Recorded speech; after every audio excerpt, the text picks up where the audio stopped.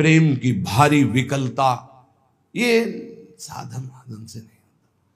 ये आचार्य अनन्यता, गुरु अनन्यता, बस उनके वचनों पर पूर्ण समर्पण, कृपा कोर हुई, ज्ञान चक्षु खुले, संपूर्ण भोगों से वैराग्य, और जो हमारे थे वो याद आ गया, श्यामा श्याम, स्मृति जागृत हो गई। नष्टो मोहा स्मृति लब्धा, अब हाय हाय मच गया। अनंत जन्मों से मैं अपने स्वामी से विमुख होकर कितना भटकता रहा, अब नहीं, अब नहीं। आचार्य कृपा जे हुई रूप ही रूप, ऐसा प्रियालाल का रूप है, मोक्ष सुख भी कड़ुआ लगने लगता है इनके रूप के आगे। देखो, ये तो नवनिवृत्त निकुंज बिहारी हैं।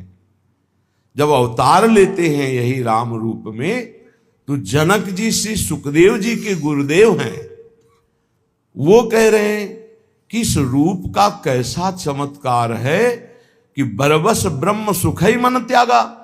ब्रह्म सुख में तदाकार हुआ मन राम रूप में आसक्त हो रहा है।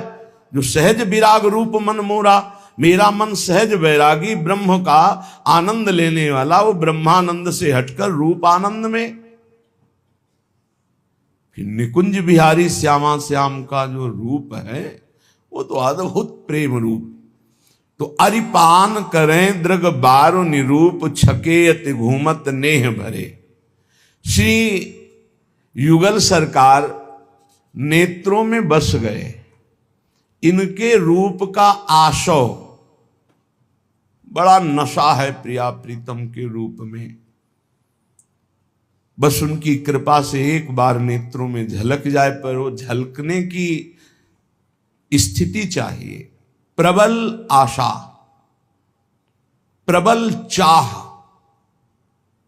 एक प्रश्नकर्ता ने प्रश्न किया एकांत में कि पूज्य राधा बाबा ने कहा प्रभु के दर्शन की भी चाह नहीं करनी। उनका देखो, कक्षा 1 का विद्यार्थी यदि पीएचडी की बात पकड़ेगा तो समझ नहीं पाएगा और वहां पहुंच नहीं पाएगा।